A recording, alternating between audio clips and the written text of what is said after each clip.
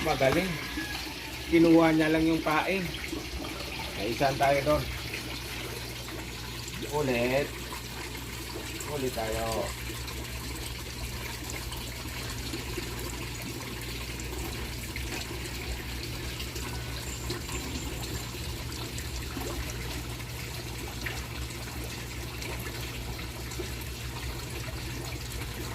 Daming mga ano.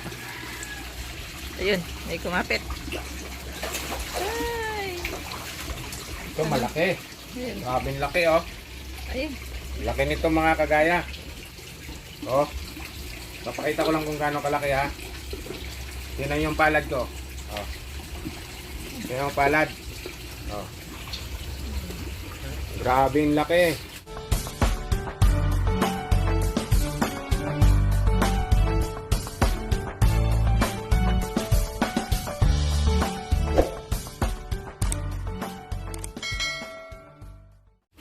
Oh. Ito yung pinggan, no? Tingnan mo. Isang pinggan, no? Oh. Kung gaano kalaki. Ganito yon. Ganito kasarap pa yung mga tilapia namin dito. Sariwang sariwa. Ang tataba. Oh. Grabe. Yan yung kagandahan. Kung hindi pa kayo napanood kung paano ko mag-alaga nitong tilapia, Ano? balikan nyo na lang yung nasa mga na-upload yung video. Aquaponics po to. Dalawa yung na-harvest natin dito. Isda and halaman. Yan, gumamit na tayo ng timba kasi nga tumatalon. Good morning mga kagaya.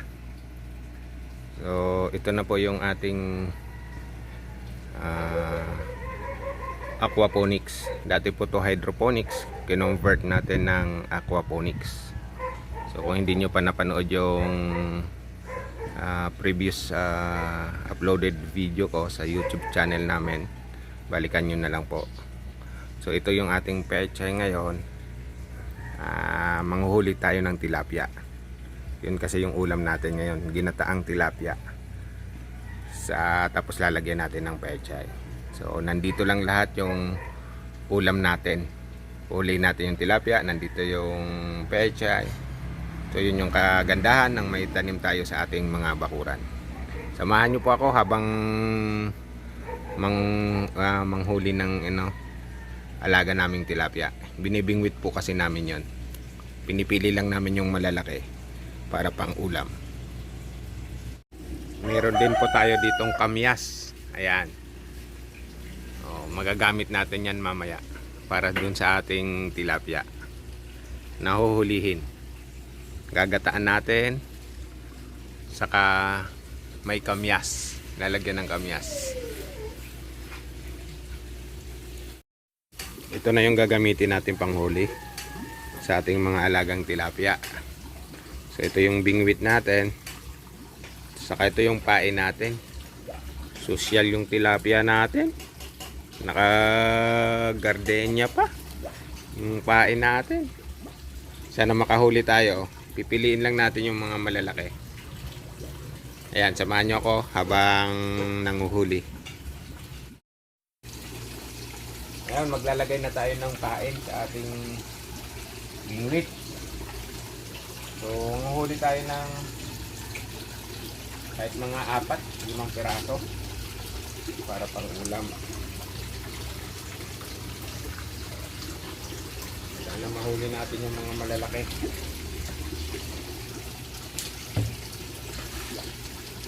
So, yan, lagyan natin. Sosyal, gardenia pa yan.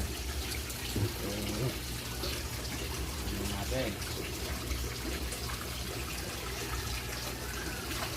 Ayun. Kumapit agad. Ano? Yan ang kagandahan na may ano tayo. Gutom. Kumain agad. Ito, tingnan mo yan, no. Alis dyan, at dyan nakalagay yung ano. Ay, kakainin niya yan. Alis. Alis. Kakainin Alis muna, yan. alis. Alis. Ay, ano ba? Ano ka timba?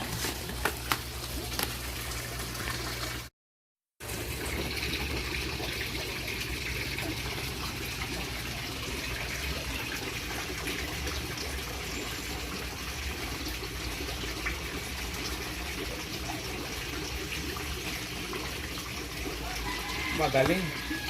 Kinuha niya lang yung pain. Naisan tayo doon. Ulit. Ulit tayo.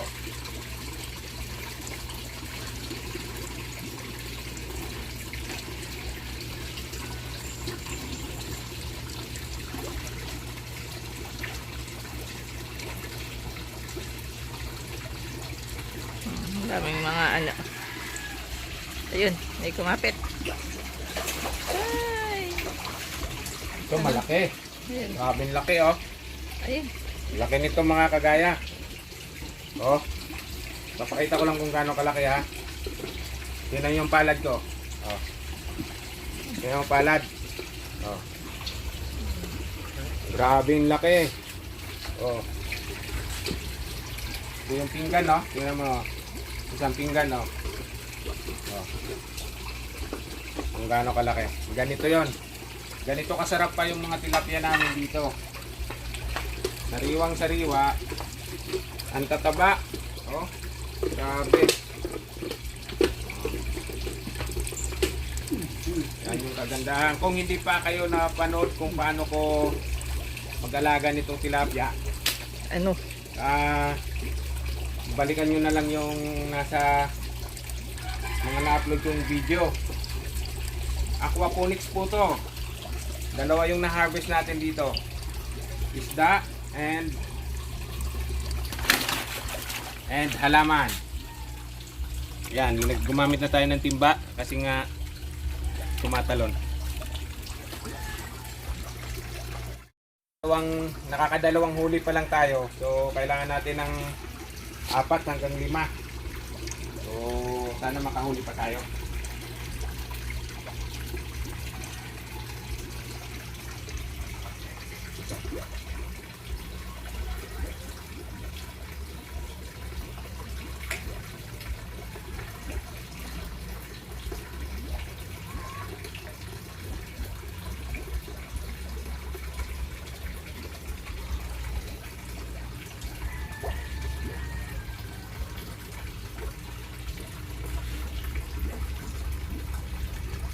Wala, magaling.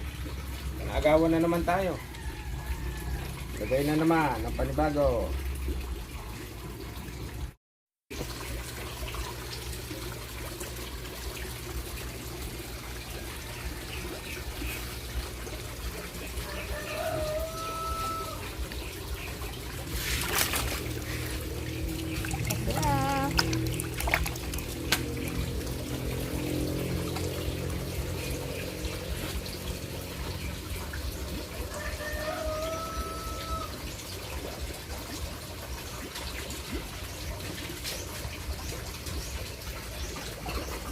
Nakakatatlong huli na tayo mga kagaya.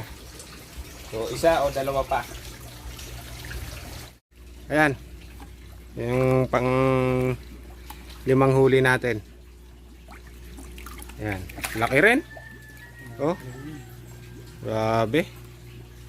Ayos ah. May ulam na tayo ngayon. Tabi mo uli yung bingwit. Sarap nitong ulam namin ngayon. Sariwang gulay. Ayan, may kamyas. Sariwang isda. Kayang-kaya mo na yan, Chef Elmer, no? Si Chef Elmer nang bahala niya magluto mamaya. Ginataang tilapia.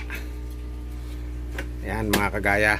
Ayan, nililinis niya yung huli nating tilapia. Ito mga kagaya. So, ngayon nyo lang siguro makikita to. Kung hindi nyo alam to, ito yung sinusunog na gata. Ayan. Magtataka kayo kung bakit nilalagyan ng uling yung gata. Ayan no, sinusunog.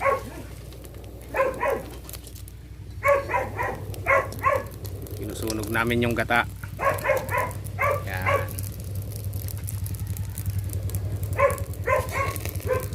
tikman nyo to. Ang bango oh. Grabe. Ito masarap din to sa ano, sa ginataang manok na may papaya. Ganyan. So ito naman sa tilapia.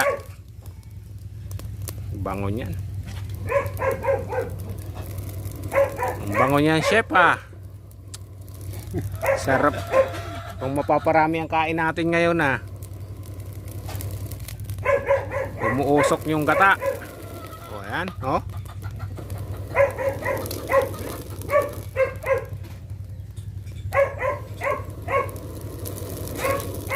Sarap, ang bango. Yan.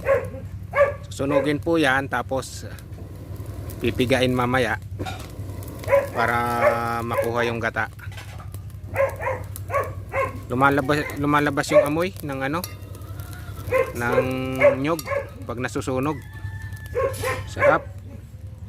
Ito na yung sinunog natin nyog. Kukunin natin yung gata. Yan.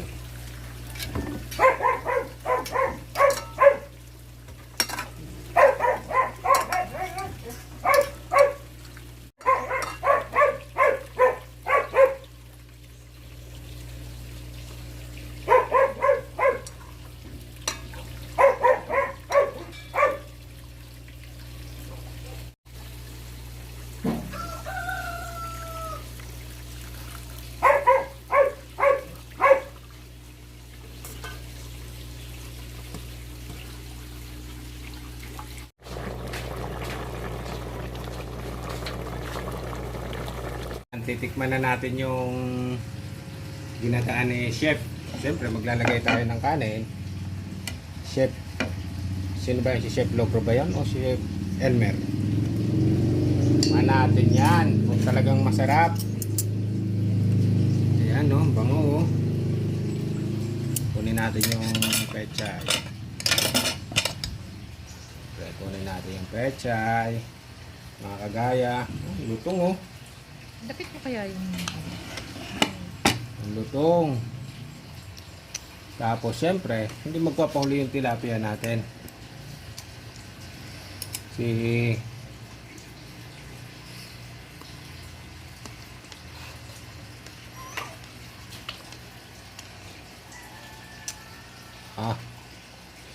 Sarap nito.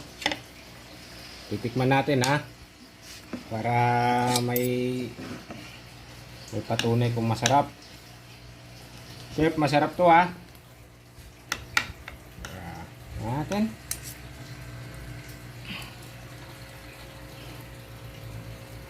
Masarap. Kung gusto nyo pong mag-alaga ng tilapia at magtanim ng halaman sa isang system, pwede po yan. Maaari po ninyong gawin yan. So kung kailangan nyo ng guide, panoorin nyo lang po yung mga na-upload ko ng video regarding sa aquaponics.